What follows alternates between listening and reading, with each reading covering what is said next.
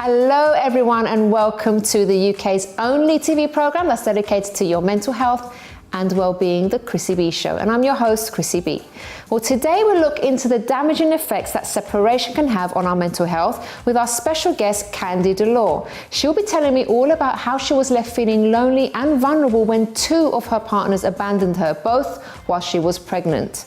Our resident psychologist, Dr Audrey Tang, will be on hand to explain what happens to us when we suffer from a breakup, as well as giving us her tips for avoiding making the same mistake twice.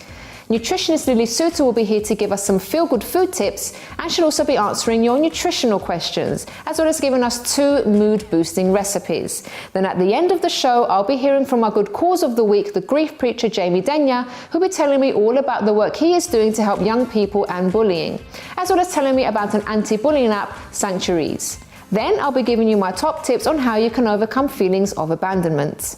Now, some research has been undertaken by charities Mind and Relate on the relationship between our mental health and our romantic situations. Around 2 in 3 people with mental health problems who tell their partners about their condition have said that partners weren't fazed and were actually really understanding when they first heard the news. 74% of people surveyed said they regularly talk about their mental health with their partner, and 60% said this made their relationship easier to manage.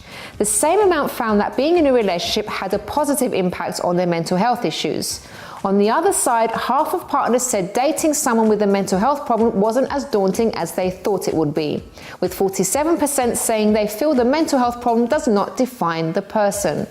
Well, we wanted to see how relationships are affecting your mental health, so we took to Twitter to find out. Madlamini says, nothing is more disastrous than being in a relationship with someone that makes your mental health deteriorate.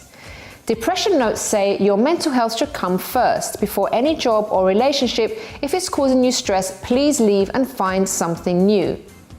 KB says, so grateful to be in a completely healthy and non-toxic relationship. It's not even right how much better my mental health has gotten.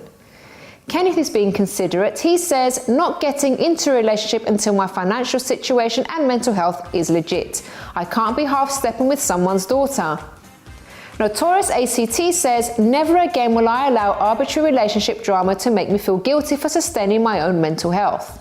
And Charles says, it's so nice to be in a relationship with someone who doesn't run off when my mental health goes bad. Well, frankly, Char, we should all be in a relationship like that. Now let's head over to our resident psychologist, Dr Audrey Tang, and hear her opinion on the matter.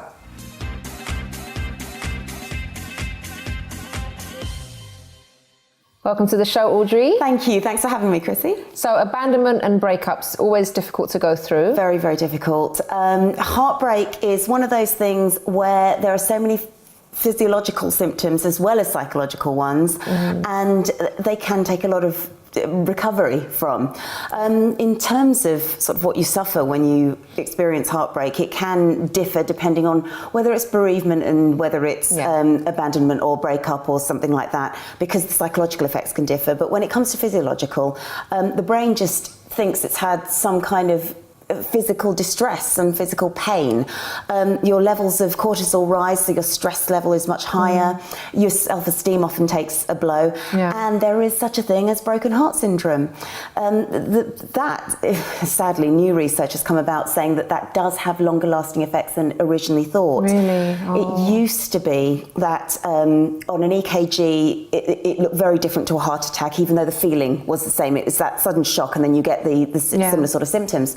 But whilst they thought originally, there's no coronary artery blockage or anything like that, and there was no long-lasting damage, now they found actually they think there's scars on the heart muscle that are left, and they are long-term, and they can stay with you, which just means your heart is weakened.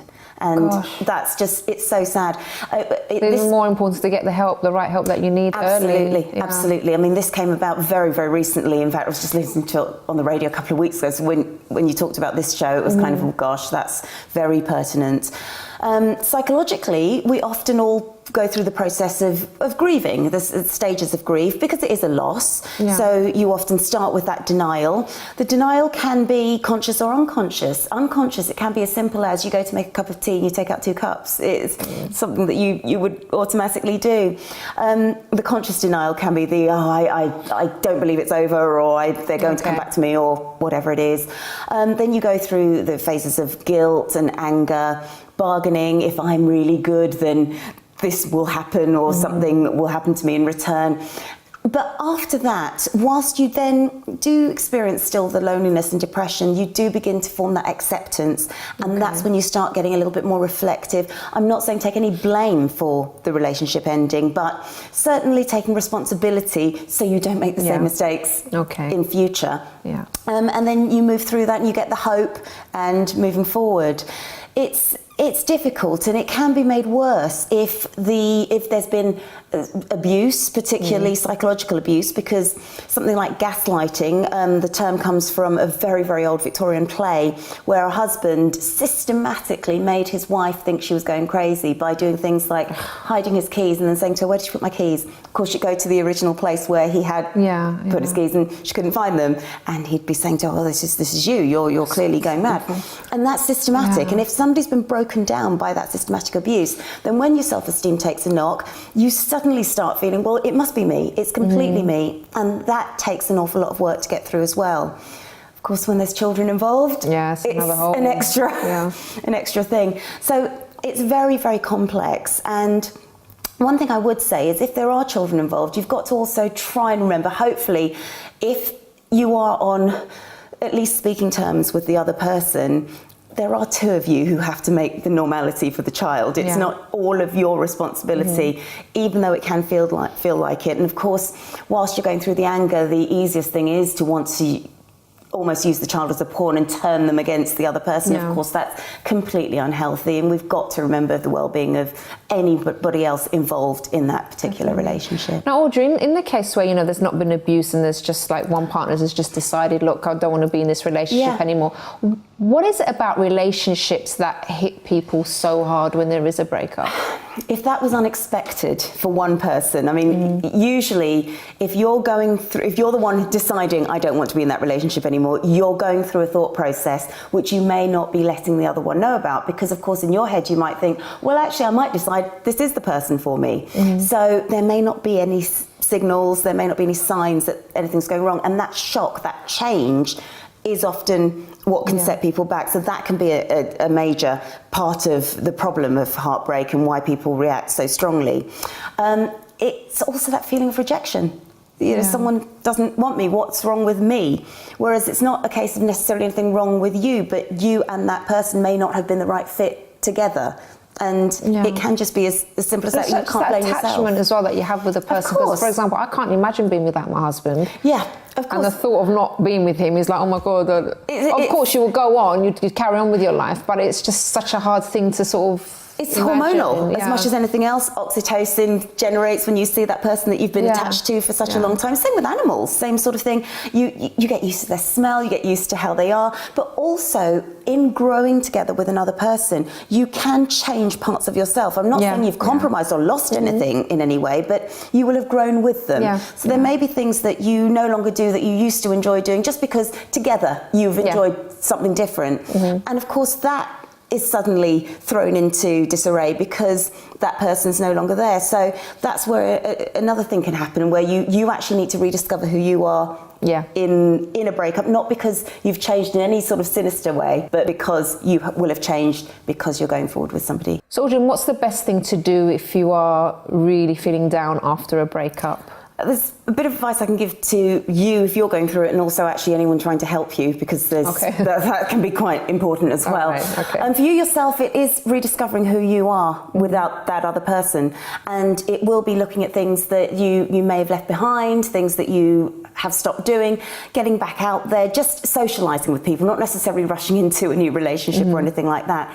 And certainly be very wary of self-destructive behaviours. I'm talking about substance abuse, I'm talking about one-night stands, those sorts of things, which can be very dangerous, as well as psychologically damaging, not just to you, but to the other person. If they don't think that if they think it's going to go further, you're now messing with somebody else as well. So you've got to be wary about everybody you're bringing into that relationship. The most important thing is to reflect and take responsibility for your part, not any blame, not saying it's your fault or anything like that, but there may have been certain behaviours. It might have been that maybe you did have trouble trusting, or you were very overly critical or something like that. I'm not saying that was wrong behaviour, but if you can understand the reason for it, that helps you manage that behaviour in future. Yeah. If you're trying to help somebody, then putting your own thoughts and feelings onto them, it's very easy for us to say, oh, you've got to get out, you've got to do this, That's true. And actually, when somebody's already feeling vulnerable, when someone who's their closest friend is almost telling them they have to do something, you kind of feel, oh, maybe I should. But that's somebody putting their feelings and their thoughts onto you. Also, it's as much as you may or may not have liked that person's partner, husband, wife, spouse, nailing your colours to the mast is not necessarily the safest thing to do either, because if by any chance they decide to then get back together with them, they've now lost a friend. It's true, and it's the same thing as the whole I told you so. You can't behave in that way. You need to be a friend. You need to be able to be there for them to come to when they need you. So it's about realising that. I'd actually say sometimes a counsellor talking about it can help you get through it, and also the counsellor's neutral. They won't necessarily know the whole story. They won't know the people involved. They won't be sitting there going, oh yeah, I remember that, and I told you. So someone neutral is quite important. But take things at your time. There's no fixed time to go back out dating again. There's no fixed time to rush into a new relationship. So take time about it. Just let it happen naturally sometimes as well. Absolutely. Yeah, definitely. And I think you've got to learn your own value. Sometimes when our self-esteem takes a knock, we've got to, and when I say learn our own value, I mean don't confuse affection with attention. I don't mean go out there in the skimpiest outfit just to get all eyes looking at you, because that is not the same as a meaningful relationship. So you've got to start valuing and loving yourself as well. I agree. Audrey, thank you so much, and we'll see you again next week. Yes. Thank you. Right, guys, so after the break, I'll be hearing how Kandy Dolor dealt with being abandoned by 2 of her ex-partners, and we'll see how Pax Brown got on when he visited Turkish restaurant Sarastro in central London. But first, at what age are married women most likely to get divorced? Is it A, 25 to 29, B, 35 to 39, or C, 45 to 49? Have a think, and I'll tell you the answer after this break.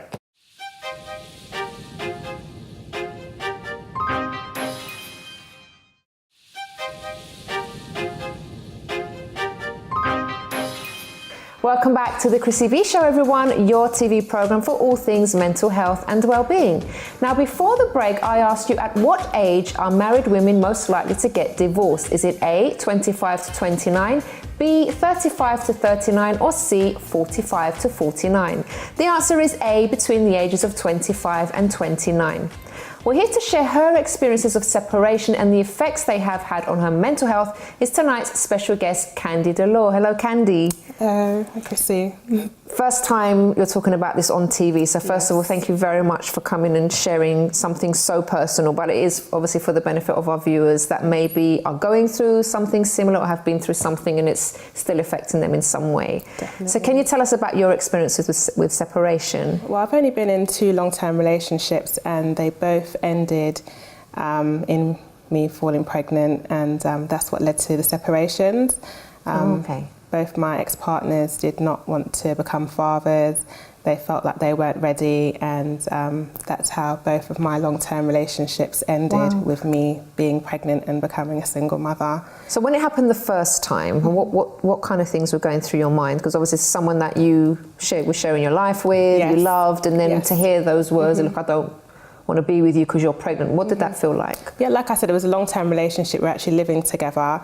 Wow. So for him to then, turn around and say, look, this is not what I want, and in fact the relationship is not what I want either anymore, it was heartbreaking, and I had to move out and literally start my whole life again, leave my job. So pregnant and having to move out as well? Yes, moved to a totally different area, different side of London, and literally had my mum pick me up for support and try and rebuild my life after that. However, it wasn't permanent, his absence. He did come back into my daughter's life when she was 6 months old. And then we got back together when she was a year old. Yeah. The relationship then lasted for about another 2 years. And when it broke down, probably because we just rushed back into it again, everything that had happened got swept underneath the carpet, you know. Didn't really talk about it properly or resolve things. Yes. Okay. You know, I was just thinking, okay, this is great for my daughter. We can be a family, you know. Wrong decision. But we tried as best as we could, and the relationship failed and broke down. After that happened, I then reunited with one of my previous ex-partners, who was actually a first love of mine. And the relationship then continued for 5 years until I fell pregnant. When I fell pregnant, found myself in the same situation, unfortunately. Same situation? Yes. Wow. He said that he did not want to have a baby, he wasn't ready, he didn't want one with me, he didn't want one with anybody. At that time, he'd already had 2 children with somebody else. What did that do to your confidence? Oh, it knocked it and it damaged it very, very badly. I mean, with it being the second time, the first time I was more heartbroken and upset and devastated, but the second time I was angry, I was raging, I was fuming, livid. And I actually drove myself into depression, into a deep, dark depression, which led to me, unfortunately, having my children taken away by social services for 8 months while they tried to help me piece my life back together. So they gave my children to my daughter's paternal grandmother. And during that time, I was sent on various parental courses, confidence classes, just different things to try to help me rebuild, you know, my self-esteem, my confidence, because I was just a shell of myself. I wasn't looking the same. I wasn't speaking the same. I just didn't have any pride in my appearance. I didn't care about myself anymore. I didn't love myself, you know, and when that happened, a lot of professional people got involved in my life, specifically because my daughter has special needs. So they were concerned about how I was able to, you know, manage taking care of her and coping with everything as a single mother. When the day came that social services actually removed my children from my care, like I said, I was going through postnatal depression. I was very, very angry. Oh God, so many things on top of the other. Yes, yes. And the police were called because I was resisting, and they said that I appeared to be too emotional, angry, and out of control. Oh dear. Yes. Well, if you are taking your children, well, I can understand, right? Yes. When the police arrived, a doctor, a doctor was called, a doctor that I don't know. But however, this doctor was from my GP surgery, but my doctor wasn't available. This doctor, his opinion on me was that I needed to be taken to a mental health hospital. So then I was told by the police if I did not go, they would have me sectioned. I had to go to the mental health hospital. I was very scared when I arrived there by what I saw. I felt, you know, as soon as I got there immediately, I do not belong in this place. And I was very, very upset. I felt let down, you know. I felt like I'd already suffered so much loss. I didn't know where my children were at that point, and here I was, you know. I was in there for less than 2 hours. Really? Yeah, I called somebody and I had to run away. As it was a Friday, the whole weekend I spent hiding from the police because there was a warrant issued for my arrest. And on the Monday morning, got straight to my lawyers who arranged psychiatric tests with different doctors, and I finally got to see my own doctor, and they said, look, she has got postnatal depression. You know, she doesn't need to be sectioned. She should not have been taken to that mental health hospital. And social services said that it wasn't them who actually, you know, suggested that, it was the police. After that was sorted out, we were then able to move on into getting me the right support I needed to try and, you know, get over this postnatal depression. And that consisted of counsellors, therapists, like I said, different activities and courses. Were you receptive to that, or were you like kind of, because sometimes people might think, oh, I've had my kids taken away, I just want my kids back and just stop putting me through all these tests. But were you at that point, okay, let me actually go with this and actually try to take in this help that people are offering me, or were you a bit resistant? Honestly, at first, I just did it because I wanted my children home. Okay. I was very upset with social services because I felt like I'd been through a lot before we even got to the stage for us to be able to sit down and speak about, okay, this is what you need to do, you know? Okay. So I was very angry. But as time went on, I realised what they were trying to do. Okay. I actually noticed these people are helping me and I'm feeling a lot better. I felt like I was coming back to life better than I was before. And everything slowly but surely started coming together. When my children were returned home to me after 8 months, what was that like? It was the best day ever. Yes, when they returned home to me, we went on holiday to St. Lucia for 3 months just to get away from it all. And when I returned, I dug out some of the things that I'd written in my pregnancy journals from 2004 to 2010, put everything I'd written together, and it formed my first book called Abandoned Pregnant. From there, I went on to starting my own website, creating a an online support group for abandoned teenage pregnant girls and women who need support, who are feeling like they're alone and there's nobody else out there they can talk to or who understands them. Because it's happening to a lot of women and teenage girls. And even though it's something we might hear about every day, when you are in this situation and you are feeling that pain, you're feeling that abandonment, that rejection, it is heartbreaking. And at the time, for me, I really struggled because not having a relationship with my own biological father yet at that time. I do now, fortunately. Oh, good. But then I felt very rejected and I thought, oh my goodness, my own father didn't want me and now it's happening to my 2 children as well. So I saw the cycle and I thought, oh my goodness, I felt really bad for the choices that I'd made in life. And that's a chapter that I've also added into the book of Abandoned Pregnant. Women have to also, as much as we can blame the men, we have to accept the responsibility for our choices as well, and we have to love ourselves. It's so important that... Do you love yourself today? Yes, now I do. I love myself more than ever. Especially after How does that feel now? Because obviously you've been through so much, like you said, your childhood and then the relationships and all that trauma that you experienced. Yes. What's it like now to love yourself and to be happy? It's amazing. It's amazing, especially as I can remember when I didn't love myself and how I treated myself back then compared to now. It's the happiness it shows in my life. My children are happy. I'm happy. Our vibe, everything about us is changed. And I'm very grateful for. Kandy, can you just give an example? Once people hear that you need to love yourself, how in practice do you actually love yourself? In what sense? Okay, well, how I love myself is by staying true to me and not going after things that will give me temporary pleasure or that will just satisfy me for the time being. I try to make sure everything I do now is going to benefit myself and my children first and foremost. So there's more thinking behind things before you make decisions. Definitely. And the people I choose to be around, because like they say, who you are around has a big impact in your life. So we did talk about that on the programme. So I try to keep myself around positive people. And people who've got ambition and goals and brilliant. Like that. So Kandy, if there's anyone watching now that has been abandoned in some male or female, maybe by their parents or by partners and stuff, what advice would you give to them? There's help out there, and I think that's the main thing I want to get out, because a lot of women don't know that there is help available out there for this kind of thing, and I just want to let them know that they can get through it and they will be okay. Kandy, thank you so much for sharing your story today, and all the best for the future. No, thank you very much, Chrissy. I appreciate it. Well, guys, as you know, we're always on the hunt for exciting new places for you to eat out at. And today, our search for the best leads us to Turkish restaurant Sarastro in central London. Let's see what they have to offer. Hi guys, today we're in London's West End, right by Covent Garden, and in fact we are in what's called Theatreland. And what better place than Sarastro restaurant to show where we are. Come and have a look.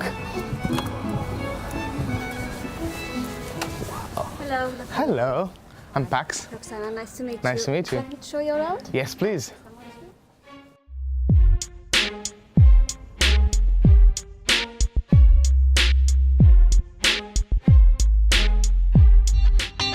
What a characteristic place, guys, right? This is Sarastro and the decor is really unique and there's so much of it as well.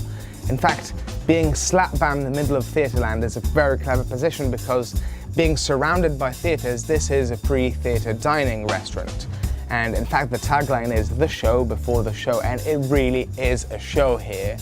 Now, the decor is amazing, but let's see what the food's like. I'm just gonna wait for it now. Shakshuka is aubergine bell pepper and salted onion. Wow. Hummus. Thank you very much. Jajik is yogurt, garlic and cucumber. And the kisir is a bulgur wheat salad with some walnut on the top. Thank you very much, sir. Thank you. Look at this, guys. What a lunch, eh? Well, time to begin. I'm going to start with a borek, which is fried pastry with cheese inside, I'm guessing. Yes. Oh, amazing. Look at that cheese oozing out. Don't shoot now. I'm also gonna have some pita whilst it's still warm. And obviously, as tradition dictates, you have it with hummus. Amazing hummus, very fresh. Now let's see what the kachik is saying, which is similar to the Greek tzatziki. Oh, beautiful. And the shakshuka, which is aubergines, peppers, and onions. A really, really good one.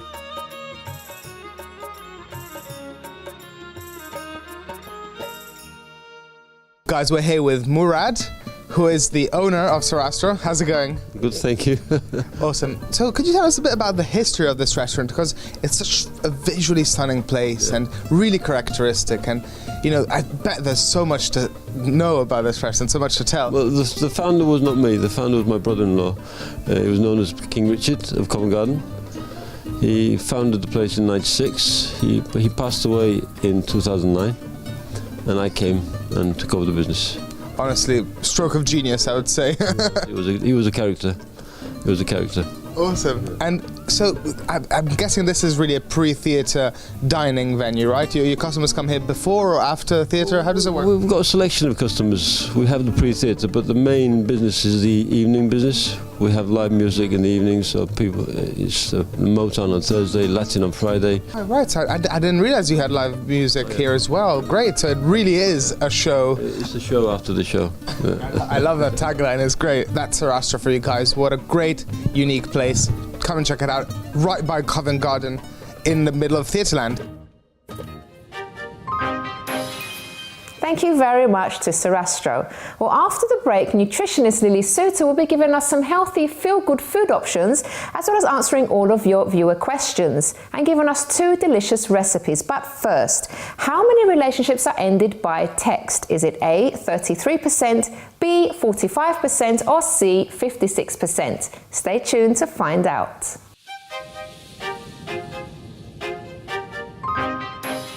I'm Chrissy B, and my show is all about improving your mental health and being happy. Join me every Monday, Wednesday and Friday at 10 p.m. on my channel Sky 203.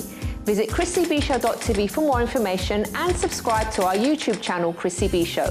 You can also follow us on Twitter and Instagram at Chrissy B Show and on our Facebook page, The Chrissy B Show.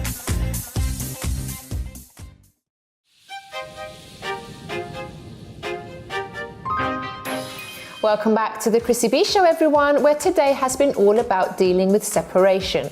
Well, before the break, I asked you how many relationships are ended by text. Is it A, 33%, B, 45%, or C, 56%? The answer is C, over half of relationships at 56%. Now, despite this, 73% said they would be annoyed if they were to be dumped this way, according to a study undertaken by vouchercloud.com.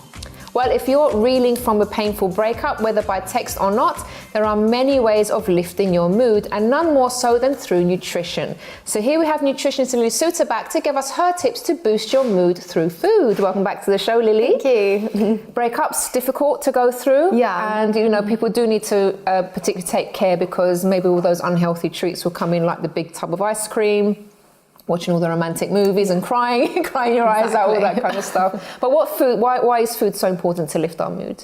I think certain foods definitely have an impact on mood, and I think what we need to focus first on is our gut. People forget that there's a really strong gut-brain axis. Scientists call our gut our second brain now. It's being referred to as our second brain. And again, not many people know that most of our happy hormone is located within the gut. So about 90% of serotonin is in the gut. Only 10% is in the brain. Oh, wow. So what we eat is definitely going to affect serotonin production. Our gut bacteria can influence how much serotonin we produce. And many people sort of has a disruption with their gut bacteria purely from taking antibiotics. It could be stress from a breakup, high sugar diet and a low fiber diet. So we really need to be eating enough fiber to feed our gut bacteria so it can flourish and grow, and then can have a knock-on effect to our serotonin production. Most of us don't eat enough fibre within the day. We're meant to get around 30 grams a day, and people just are not getting enough fibre in their diet. You can find fibre in all vegetables, in fruit, in whole grains, in beans, lentils, chickpeas, and sort of whole starchy carbohydrates as well. So that's one way to go about it.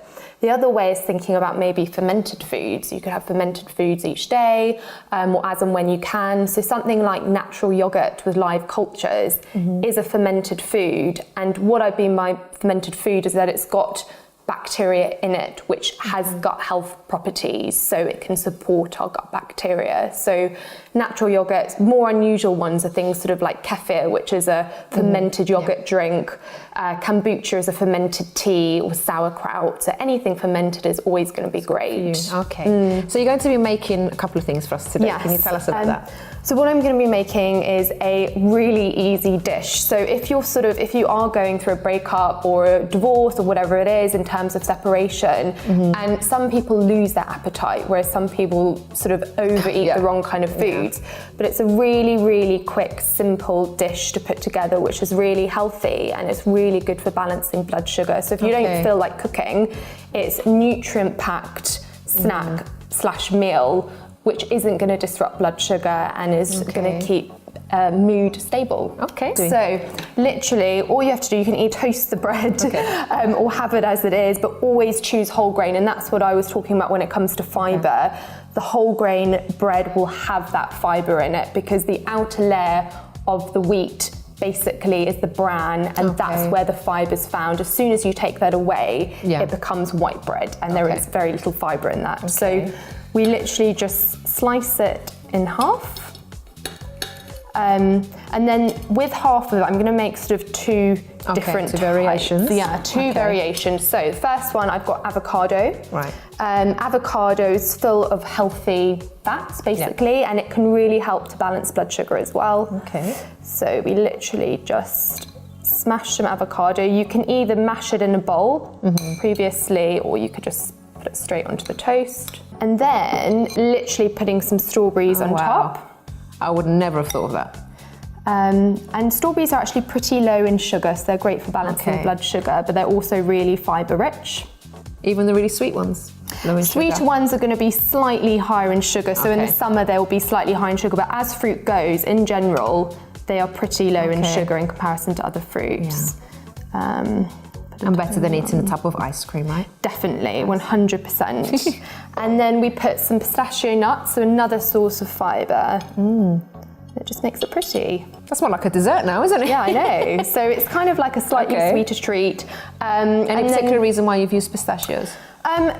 Purely because they're protein rich, full of healthy fats. You could use any nuts, it doesn't really matter. They just taste really good and they look good at the same time. So next one, we've got some almond butter. So it's literally just ground almonds, it's toasted almonds. There's no added sugar in here.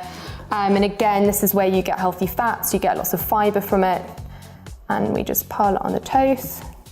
That smells so good. Yeah, nut butters are very, very indulgent tasting. And people think, gosh, they should be really unhealthy, but thank God they're not. They're really healthy. So, especially the ones that obviously you need to check the labels, right? Because some of them are not 100% nuts. Yeah, but so even if you Yeah, sugar. Yeah, some of them will be a lot richer and they'll add sugar or Yeah. they'll add added oils. This one is a pip and nut one and there's no added sugar, there's no added rubbish basically great. to it. And then it's a case of sprinkling some pomegranate seeds. Oh wow. Yeah, and That's lovely. So very simple, and again, you know, someone that has been through a breakup, not going to really feel like cooking, perhaps. Yeah. Even though you should still try and keep to your normal routine of things, but something very quick just to get those nutrients in and just, you know, to pick you up a little bit. To get the fibre in, to get all the nutrition that you need, and also if you're having something slightly sweeter like the strawberries, it staves off those sweet cravings. Yeah, definitely. Well, before you go, Lily, we've actually got some questions from our viewers as well. And guys, if you have a question for any of our nutritionists, you can email us on nutrition@chrissybshow.tv. So first question, Lily, this person's asking, what food should I eat at night to help me sleep? So there are quite a few foods which you can go for. So I'm going to list just maybe the ones with sort of the most evidence behind them. Okay. Kiwi is one of them, and it's a food to boost mood and to help sleep. It's one of the few foods which is a source of our happy hormone serotonin. Yeah. And a study was conducted where subjects had a kiwi every night before bed, an hour before bed, and their sleep quality and sleep time massively improved. Wow. Saying that, that's one study, so it's not conclusive, but it's really interesting research. Still, yeah.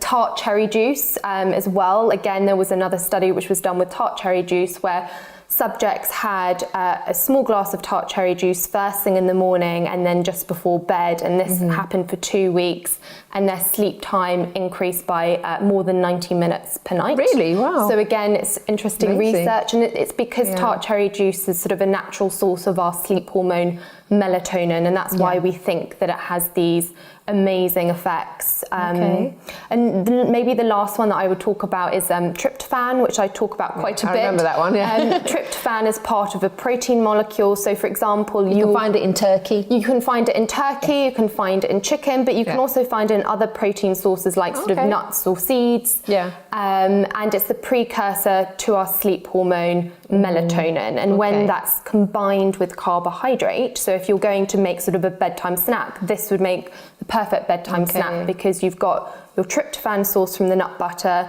the carbohydrate from the toast, and that carbohydrate massively helps the absorption of tryptophan and conversion to the sleep hormone melatonin. Okay, great. Thank you for that. Next question. What are some tasty and fulfilling liquid foods?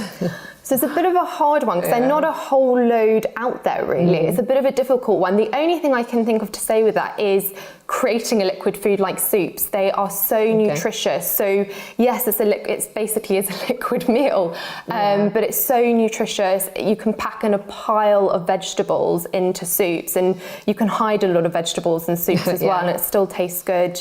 Smoothies are amazing as well. They are basically a liquid meal, but you can throw anything into smoothies, and again, they can be really nutritious. The only thing I'd say with that is just to avoid putting too much fruit into your smoothie, which a lot of people do.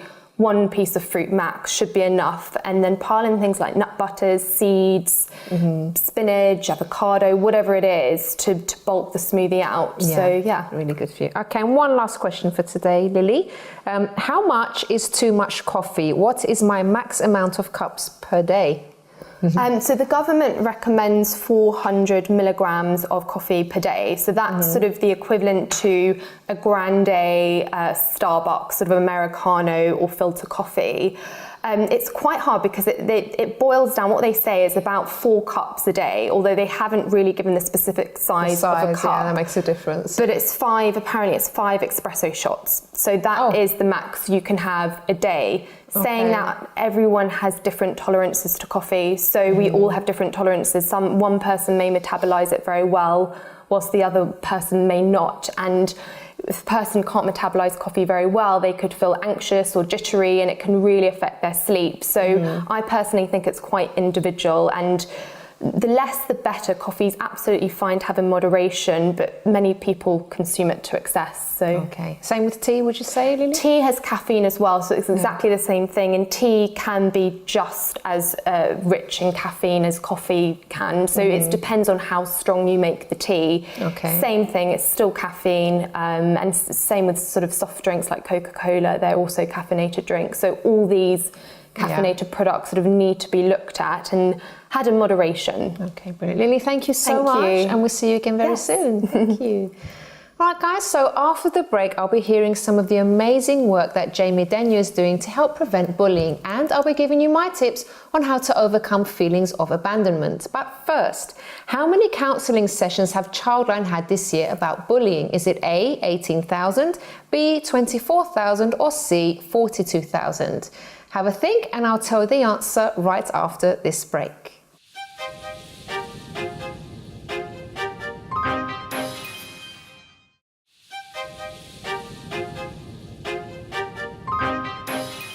Welcome back to the Chrissy B Show, everyone, your TV program that looks after your mental health and well-being. Well, before the break, I asked you how many counselling sessions have Childline had this year about bullying? Is it A, 18,000, B, 24,000, or C, 42,000? The answer is B, 24,000, and more than 16,000 of those are absent from school because of bullying. Well, now I'm delighted to be joined by a man who has worked tirelessly to prevent bullying and also known as the grief preacher. Here is Jamie Denyer. Welcome back to the show. I see you as a bit of a regular, actually. Yeah, I know. I need my own parking space outside. No, very, very humbled and overwhelmed to be on for the third time. But I'm really good, Chrissy. It's lovely to have you back, because I love to have you on, to come on quite often, because obviously you do get your fingers in lots of pies and you do lots of stuff regarding bullying and preventing certain things, which I think is amazing. And you have developed something completely new now. But first of all, tell us about why you're so interested in bullying and preventing it in the first place. Well, a massive aspect is, first and foremost, I was bullied when I was younger as well, but it seems to be that a certain generation of people who were bullied, they were experiencing that, but as soon as school finished, they would go through the school gates and they would be left alone. That's it. Yeah. They had an evening off. But we're dealing with a very, very insidious and sinister enemy now, which is cyberbullying, which is the internet, which is social media. Yeah. And it has taken people by surprise because it has evolved and it has grown at a speed that we haven't ourselves, and our understanding of it is very much has been left in its dust, but that has just absolutely flown. But how the children are being bullied now is 24/7, and it is relentless. And you speak to victims, you speak to parents, you speak to these people, and they say that it's even worse than the physical aspect. So there's just no rest for these kids. It doesn't go away, does it? Because people are constantly on their phones and using social media all the time. Very much so. Yeah. Okay. And what have you actually now developed? Well, my thinking is that because we're dealing with such an insidious and sinister monster in as much as the social media aspect, I'm taking the battle into its own backyard. And I thought to myself, look, the kids are now, and when I'm doing bullying talks, when you have kids even as young as 5 and 6 and you ask them, have you got a mobile phone? And they put their hand up. So the parents are actually going out there and they're buying these phones and they're actually paying for their monthly fees or their top up, and they're putting these phones in the hands of these kids. You know that, the education can't start soon enough. Yeah. So they are always on the phones, and there's so many elements of social media, there's so many different platforms. So instead of them pressing these different social media apps, I want them to press my app, which has been developed in a very, very short space of time. It is now launched, and basically, it's there as a sanctuary for children. And it's called? And it's called SanctaurEASE. SanctaurEASE, So I want it to be a sanctuary, a place of protection, a place of ease and comfort for people, because it's not just for kids. I know that adults are getting bullied in the workplace. That's right, yeah. Since I've spoken out for bullying and become a voice for bullying, and trust me, I've got messages from around the world of people just thanking me for speaking out, because I don't know whether you know or not, or you can tell I'm a very, very a confident speaker, so it's like, Yes, I have been to one of Jamie's talks. It was mind-blowing, really. I loved it. And I speak with a lot of passion, and kind of what I put myself into, I go in 100%. And when I've got these messages from around the world, people are just saying, thank you for speaking out, thank you for speaking out. I know that there is a mission that's in front of me to accomplish for these kids. So since I've become a voice for it, it's very much a case of I've opened up a can of worms, and I'm under no illusions that with this I am going to upset people. I am going to be upsetting protocols and systems and establishments, but you know what? I'm prepared to go to war for these kids, because these kids are being, you can't even call it bullying in a lot of cases. It's flat out torture, you know, because I get tagged in videos and films via social media of people saying, you know, they tag my name in it because they know the work in which I do, and it's not even bullying. It's assault, and it's assault and battery, because if me and anyone the same age as me were doing it at 2:30 in the morning on a public street, we would be getting arrested. Yeah, exactly. So I can't understand, but it's very much a problem that a lot of people don't like to acknowledge. Yeah. And it's losing its identity. And this is what I mean, that you have social media bullying, you have cyberbullying, you have emotional bullying, psychological bullying, physical bullying, verbal bullying. But people don't like to call it that. Verbal bullying, it's just banter. Physical bullying or emotional bullying, they say that the victim is being too sensitive. Cyberbullying, oh, it's outside of our gates, it's outside of our, it's not our problem. So I know the mission that's in front of me. I know the problem that it is and how deep it goes, but trust me, I'm prepared to go to war for these kids. I can see that. And also adults as well, you know, because I've been getting so many messages from people who are saying, I'm in the armed forces, I'm in the public services, I'm in, you know, the fire brigade, the police force. I'm a teacher that's being bullied by my peers, by my colleagues. Wow. So I know that this problem is massive, and it's also global. Yeah, definitely. Can you tell us a bit about what the app does and what we can find on there? Well, basically, it's going to be information for the bullies, the bullies themselves, the bullied, the parents, the teachers, the employers. There's going to be a lot more information put on there as it grows, because it will evolve, it will get bigger. There's also direct lines to organisations that can help you, or organisations such as the NSPCC, Mind, and the Samaritans. They can just literally click a button and they get put straight through. It's like a direct. That's all they have to do is click a button. But the biggest aspect is the chat room, the forum, where people can come on. They have to be verified through admin, but as soon as they get verified, as soon as they're accepted, they come on to SanctaurEASE, and their name, their identity is taken away. They instantly become anonymous. So they take away the risk of actually being targeted by people. You developed this, like we said earlier, within 9 weeks. That's crazy. That's such a big thing to put together in such a short space of time. How come you got to do it so quickly? Well, how could you do it so quickly? It was just me from a thought that I had at 10 o'clock at night, laying on my sofa. I got in contact with the guy that I knew that built apps. I told him about it. He said, we have to meet tomorrow morning at 9:30. And from there, we had a 3.5 hour meeting. We met at a coffee shop, 3.5 hours, and 5-6 coffees later, we're finally parting ways. And he said, yeah, this needs to be done. And because of the work in which I do, and it was going to cost X amount to develop, someone who is very, very well off saw the work in which I was doing, and he said, I've not only seen the work in which you do, but I've seen the work in which you've done. How much is it going to cost to develop this app? And I told him, and he said, I would like to take care of that for you, and I would like to give you a gift, a non-profit investment. He said, I would like this to be given as a gift. So people have fallen into my path and come into my path because of it. So I know we're on the right tracks. Yeah, very much so, very much so. They know that I'm not just going to lay about and do nothing. Okay. What about the future? What does it hold? The future holds, I suppose it's a little bit untold, because this can actually go astronomical, because like I say, it's a global problem, and I'm bringing something that is easily accessible, that is very much a part of our culture, because that's all you have to do is look around, and people's noses are in their phone. So I want them to have this as a part of their everyday life, to be able to come on, to share their story, to give inspiration themselves, and to know that they're not alone, because this can go as big as, there are no limits. Should we say watch this space? Watch this space, absolutely. Yes.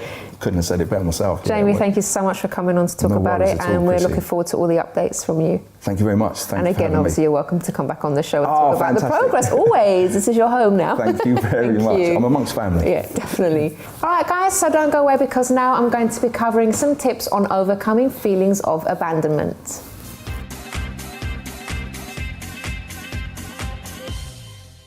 So let's get straight to the points for today. The first one is to admit your fear. This doesn't mean that you're giving into it, it's just acknowledging that there's a problem. So if you find yourself having excessive fears of your partner maybe cheating on you or leaving you, or maybe you're really possessive over your friends, then those are signs you do have a fear of being abandoned. And of course, admitting to something is the first thing to do so that you can actually deal with it and get the help that you need.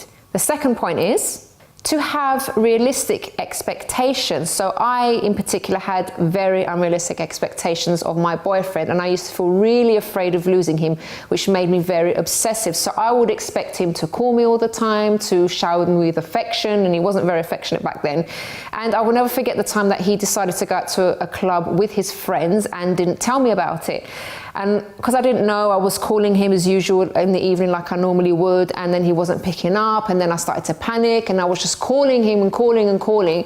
Finally, when he did stroll in at 4 in the morning and I finally got through to him, it just ended up in a massive argument. So I was very obsessive. I had to know where he was going. We weren't married at the time, and anything like that, but I think it was even in the beginning stages of our relationship, because obviously I had all the mental health issues to deal with as well.